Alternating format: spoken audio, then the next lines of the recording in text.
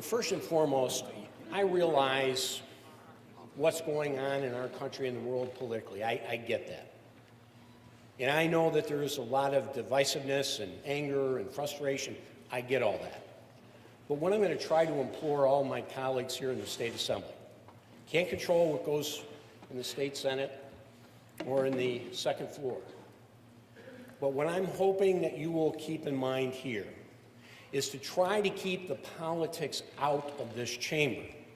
In other words, if all of us have any different thoughts or views on policies, no matter what they are, let's just keep it focused on the merits of the issue in our debates this year. And that's exactly the message that I've conveyed to Andy Goodell and Ed Raw and all of our members, is because I think one of the things that's really changed over the years in our chamber is that we've had respect when any one of us gets up to speak about whatever issues, is that we listen and respect a difference of opinion, and let's not pontificate about the political issues that, quite frankly, are out of our control. The only thing the state legislature has in control is what we get to vote on, whether it's the budget or different pieces of legislation moving forward. Because that's always been my focus as a member and as leader of our conference. Because forget what's going on in Washington, way before this last year, New York State ranks 50th worst in taxes, 49th worst in economic climate, 48th worst in state debt, and 47th worst in property taxes. Those are not the result of what's going on or will go on in Washington. Those are the things that we control in our hands and votes. Yes, we have a deficit. We're going to have to deal with it.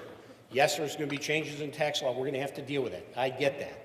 And I have the full trust and confidence that the men and women in this chamber and hopefully down the hall will bring their best to focus on real solutions and not real politics. The MTA is a disaster. I don't live in the MTA region, but I was down there this year. I was on the subways.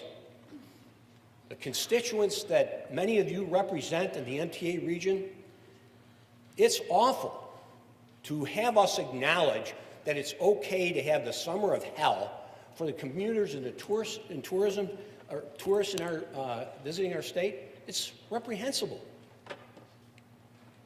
And it's not about finger pointing, it's about we got to fix it.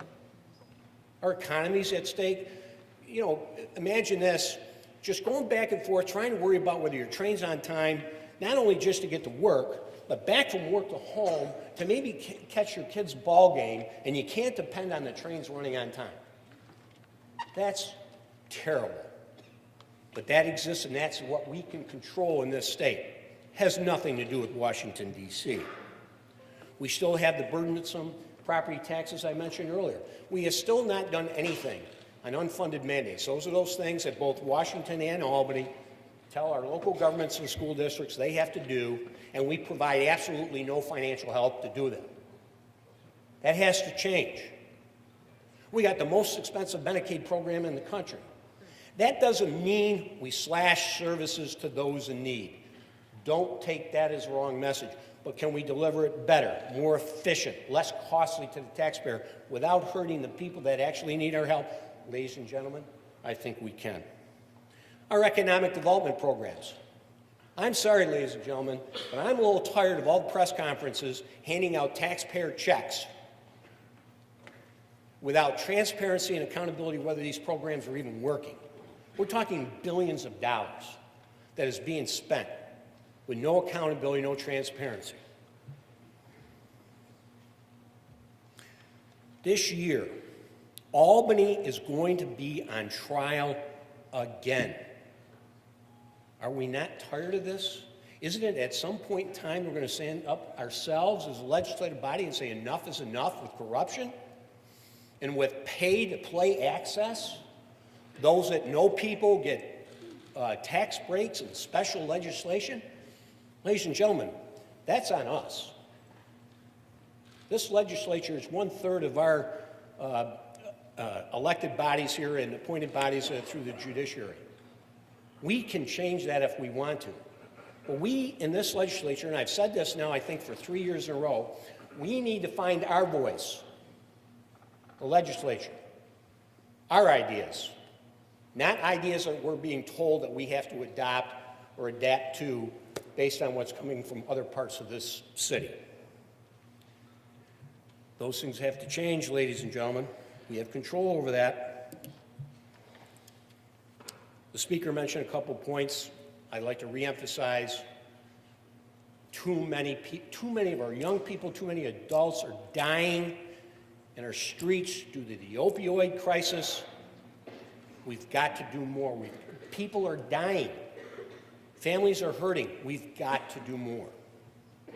When it comes to domestic violence, we put a task force this year, the Assembly Minority Conference, which we're going to be announcing the results and the input that we received from all across the state.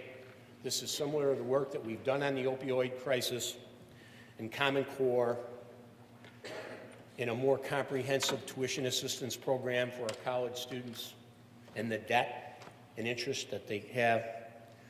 A lot of ideas for us to share, a lot of ideas that hopefully input that you'll share back with us. Because I truly believe that if we listen to each other, respect each other's opinion, we can do a lot better than we have, and we can still stand up for our principles and values as individual legislators, and still stand up for the constituents that send each and every one of us down here to try to do the right thing. So as I'm finishing this up, since 2010, over 1 million people have left this state. Over 1 million people have left this state. That has nothing to do with Washington, D.C. That's right here on us. 60 out of 62 counties in this state have lost population. That's why we're losing congressional representation, which is why we're losing influence down the ocean. That's on us, ladies and gentlemen. And that's what we can change if we work together. And that's what I want to close with, is that I appreciate the public service that each and every one of the men and women on both sides of this aisle commit to the state. All of the folks that work with us and for us, and the staff on both sides throughout the year, it's a special place. It really is. We have our ups and downs, we have our disagreements, but we can do better if we work together and listen to each other and respect each other. So I implore all of us to do just that moving forward. And last but not least, to 2 new members, congratulations. It's going to be a fun ride. If you really want to know how to vote, please feel free to reach out to us. We'd be more than willing to help you in any way we can. On that, Mr. Speaker, thank you for your kind graciousness in allowing me to speak. Happy New Year, everyone.